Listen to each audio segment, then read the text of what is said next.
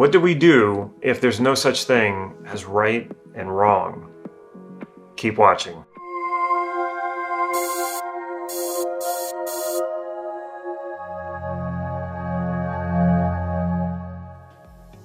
I'm Damon, this is Life Mastery Gym, and I teach people just like you cutting-edge NLP processes and techniques so that you can master your life and take charge of your destiny. So if that sounds good, make sure you click that subscribe button right down here so you can get these videos on a regular basis. Not only have I studied and practiced NLP for several years, I consider myself a student of philosophy. I've been studying philosophy since I was basically in high school. And there is this dilemma of right and wrong, and how do we deal with that? How do we use it without getting stuck in the duality of right and wrong, which means then we're stuck in some limitation around right and wrong. So how do we step out of that and still maintain what is valuable about the concepts of right and wrong? By the end of this video, you're going to have a much better understanding of that so that you're not stuck in that limitation. Now, the main reason I am doing this video is because viewers like you asked me to do this video. I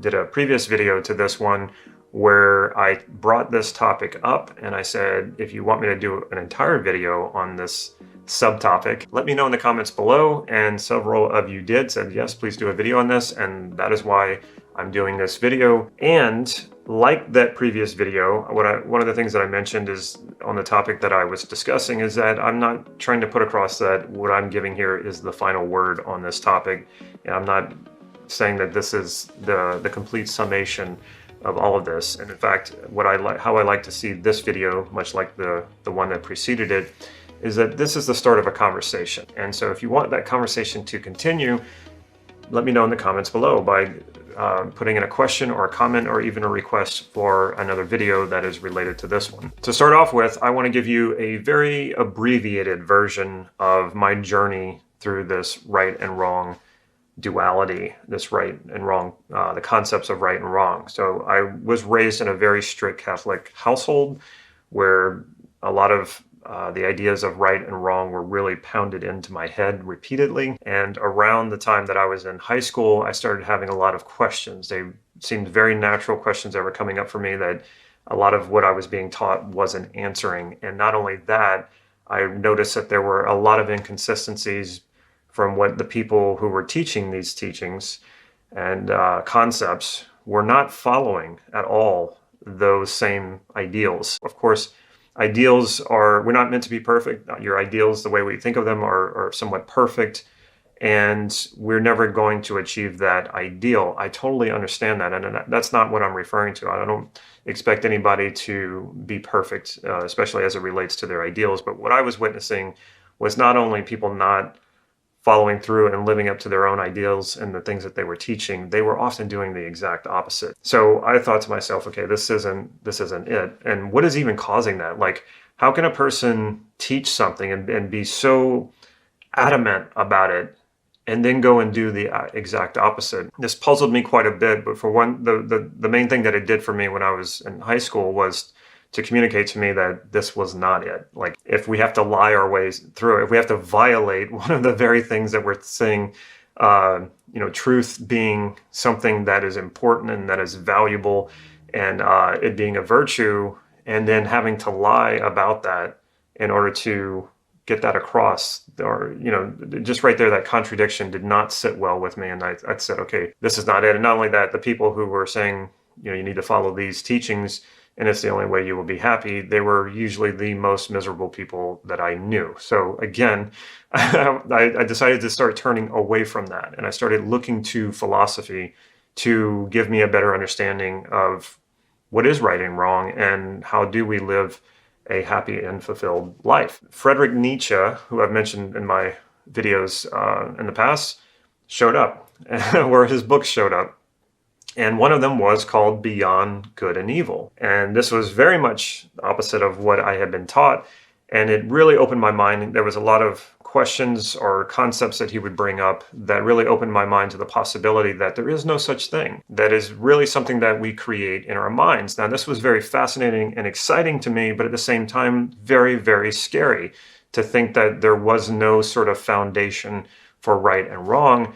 And if that is so, then why doesn't the world just sort of implode on itself in chaos and debauchery and every kind of sinful thing that we can think of that is not only harmful to ourselves, but is harmful to everyone else? And that was my big concern when I read that book. But at the same time, in that book, he does put across this ideal of humanism, where we don't want to do things that harm ourselves, and we naturally don't want to do things that hurt other people, so that it's not what we think it will be when we step outside of that duality. Now, at this time, I didn't think of good and evil as the word that I keep referring to it as, duality. It wasn't until I came across non-duality, which is an Eastern religion. And in fact, if you take a lot of your Eastern religions and really boil them down to their core meaning, a lot of them you will find is their main core is non-duality. Buddhism is a good example of this. So if you really go to the core of what Buddhism is, it's this idea that we are not separate from reality. There's not a me living in a separate world. There's not a me who is separate from someone else. That it's our awareness, our experience, everything that's happening in that experience or in that awareness is the same as me. Now, this isn't a video about non-duality, so I'm not going to go too deep into that, but it goes very, very deep. And I spent a few years really digging deep into that area, and I even had a teacher, and I read many books, and I got to the point where I was like, okay, I think I have a pretty good understanding of all of this. It's more intellectual than it is sort of like felt sense of reality. But I felt like I kind of reached my tank was full, so to speak, on that. And I also had trouble sort of bringing that into the real world. How do I really apply this in my life? And at the time, I was very conflicted about a lot of things, and I was slowly moving into the second depression that I ever experienced. So the understanding of non-duality, at least as I was understanding it, was very powerful, but at the same time, it wasn't really affecting my life the way that I wanted it to. Eventually, this led me to NLP. And the incredible thing about NLP is that it's all application. It's all experience. It's very little about theory. It's very little about philosophy. And this was exactly the piece that was missing for me. And I plugged it in right away. And right away, it was very gratifying because I could apply it to the goals that I was trying to achieve, and then I would achieve those goals. I would apply it to any area of my life where I wanted things to be better. And almost immediately, in some cases immediately, things started to shift and change. Now, if you spend enough time learning NLP and you spend enough time in NLP trainings, and depending on who the teachers are, most of you will encounter this point where you'll realize that your reality is entirely constructed by you. And that gives you enormous power. And then you start to think, well, okay, well, what can I do here? And what really can't I do? What are the rules here? And we start to question these things. And whenever I would meet, say, hypnotists, or I would meet people who were practicing some other modality in human potential, and they found that I was in NLP, they would say, oh, yeah, I'm not too sure. Like that was kind of the response that I got from them. And so I would ask them, like, if you've studied hypnosis and you've come, or these other modalities that come very close to NLP, why didn't you study NLP? And most of the time they would have reasons that didn't make a whole lot of sense to me, but I would drill down further and further, wanting to understand them better. And what often would come out, what I would hear is this idea that, well, you NLPers think that you can just sort of create your reality, that there is no right and wrong. You can do whatever you want. And I think that's dangerous. I think that is a little too cynical, nihilistic, you name it. And I would say, no, it's not anything like that. Like you kind of trust that, we don't want to do those things to people. Nobody who wants to hurt someone else.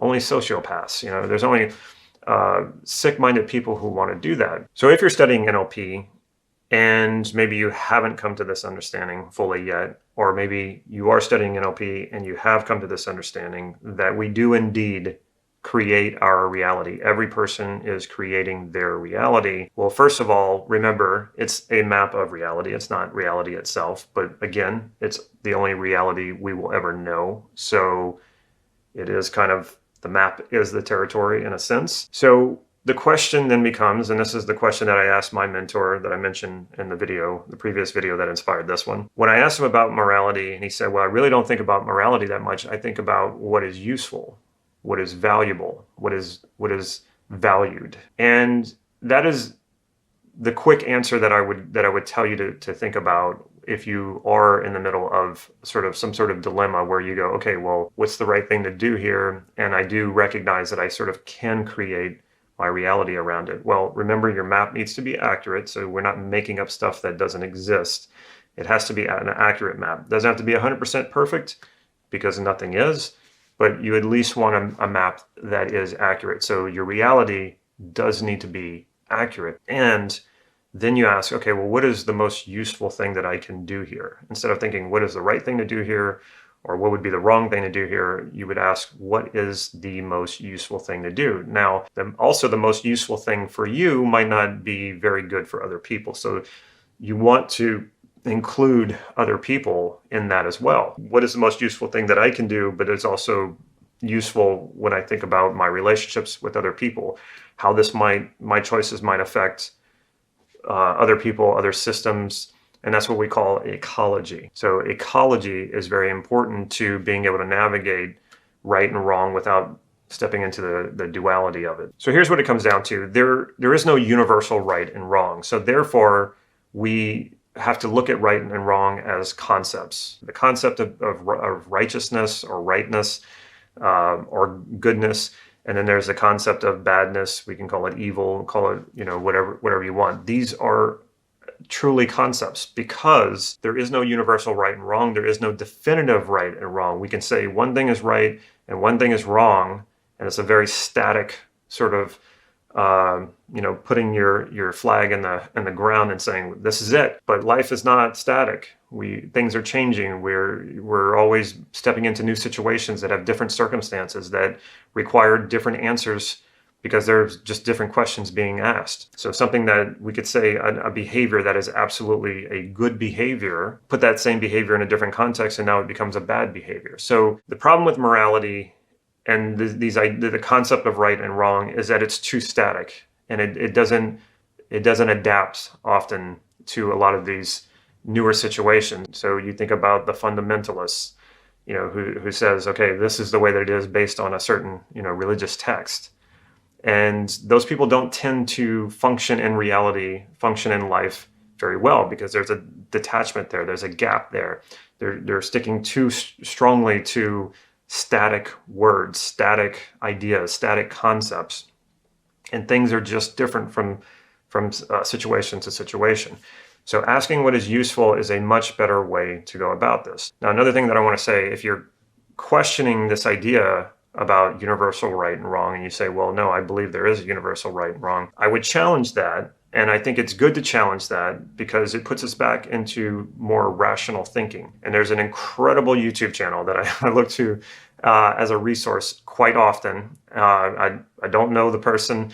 I watch a lot of his videos, so I'm not endorsing him because he's a friend of mine, because he's not. I don't know him. But his channel is called Rationality Rules, and it's a great channel when it comes to rationality and just thinking in terms of setting aside a lot of our biases and a lot of the noise that goes on in our head and in society about topics like this, right and wrong, but many, many other topics. This channel really covers everything. And he has these debates with, I forget the philosopher's name, but there's a philosopher who thinks he can prove that there is a definitive universal right and wrong. They have these wonderful debates. And I think hands down, the guy on Rationality Rules, I forget his name, hands down wins the argument every time. Now, of course, he's not saying that there's anything bad about the concepts of right and wrong. He's just saying, rationally speaking, there is no basis, there is no proof, there is no evidence of proof that these exist on their own universally. So you might be thinking, well, Damon, what about fairness? What about justice? What about all these things? We have entire institutions based on this. And I say yes, and I'm so happy that they exist. I think internally we have sort of this recognition, this awareness of fairness or not fairness. I think what that is actually defined as is going to be different from person to person. But I think internally we all feel that. And there was an experiment done, and I saw the video of it. So the video, I'm sure, is on YouTube, where they started feeding these two monkeys. They had two monkeys, each were in a cage, and they started feeding both of them cucumbers. And they seemed very happy about this, and they're eating cucumbers. Well, they decided to start feeding one of the monkeys grapes. And monkeys like grapes apparently a lot more than they like cucumbers. And when they started feeding the one monkey grapes, the other one started putting his hand out wanting some of those grapes as well. Instead of giving him grapes, they gave him more cucumbers. Well, he got upset about this, and he threw the cucumber back at the trainer.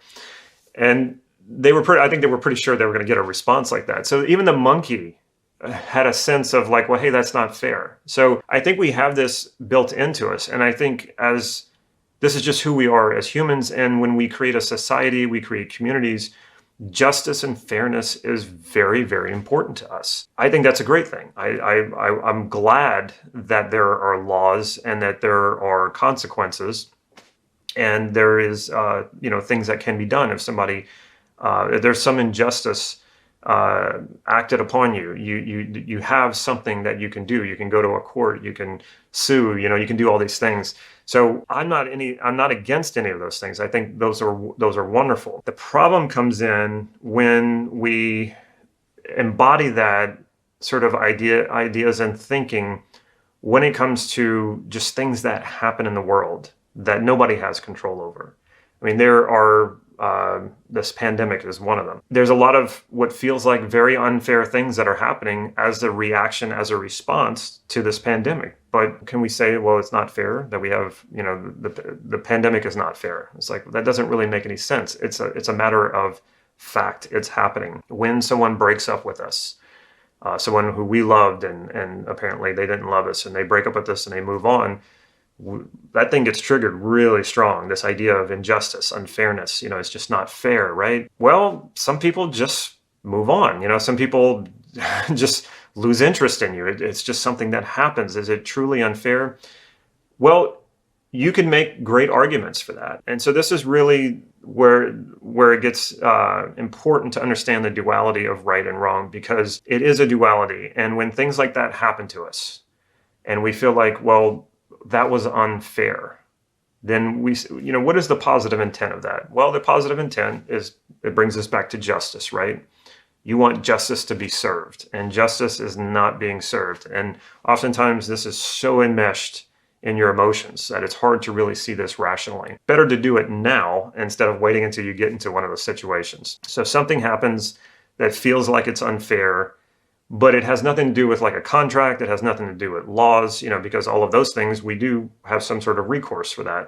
Somebody breaks a law and harms you, well, then yeah, you should absolutely, go to the police and do all of those things. But when we're talking about things that are they're not illegal, there's no sort of justice system to implement to sort of make things fair again, you will find yourself in these situations. And if you're stuck in this duality of right and wrong, this is going to create a lot of problems for you. And so I'll give you how this usually happens. I'll give you an example of how this usually happens. So let's say the thing about the breakup, or it could be a job promotion that you were passed over on and it was given to someone else. There's that feeling of unfairness. And you say, this is wrong. And chances are, in these kinds of situations, there's really nothing you can do about it. If somebody doesn't want to be with you, they broke up with you and they don't want to be with you, there's really nothing you can do about it. Trying to do something about it often makes it even worse, because then they go, ooh, I really don't want to be around that person. When that happens, we tend to think, okay, that's unfair, that's unjust. And what happens is we start to resent. We go into this resentment mindset. And it's often gets expressed in this idea, well, I'm not going to do anything until something is done about this. Again, you could probably make some compelling arguments about why you're right. But you got to ask yourself, is that useful?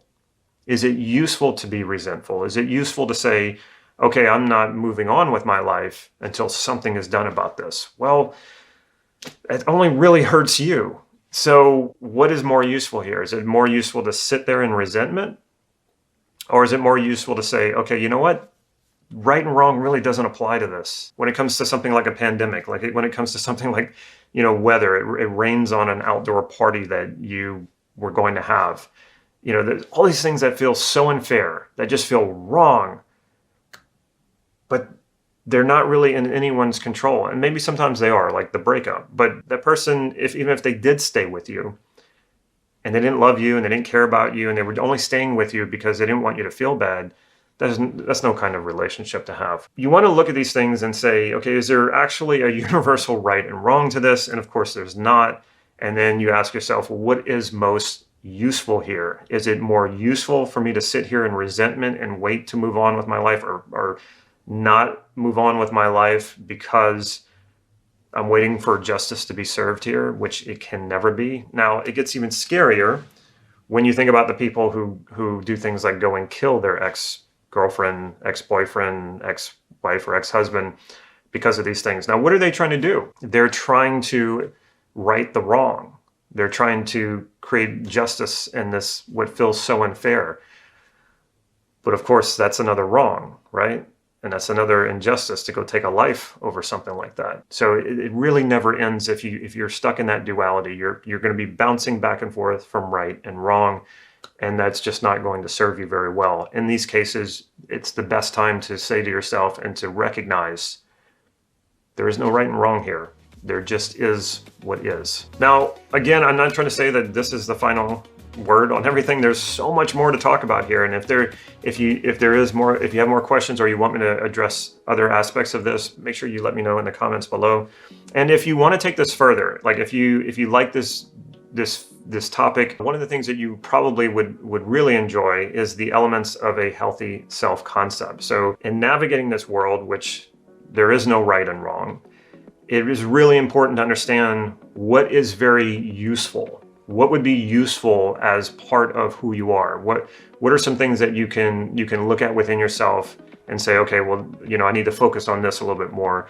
That would make my sense of self be more useful in a world without duality, more useful in a world without right and wrong. And so you want to check out the elements of a healthy self concept. It was created by Steve Andreas, who was my mentor for many years before he passed away. And so I've created a PDF that you can download. If you go to, in the description right here down below, there will be a link there. Just click on that link and you'll get access to this PDF. It's a wonderful understandings to have about self-concept, your sense of self, in order to navigate a world that often does seem dark, that often does seem unjust. But as long as you stick to these elements, which you do have control over, because it's about you, it's about your self-concept. If you stick to these elements, believe me, life will be a lot easier. So check that out. Get your free PDF. If you like this video, make sure you give it a thumbs up. And if you haven't already, make sure you click that subscribe button and click that bell so you'll be notified when I put new videos out. And last but not least, if you can think of a friend or a family member who would really enjoy this video or benefit from it, make sure you share it with them.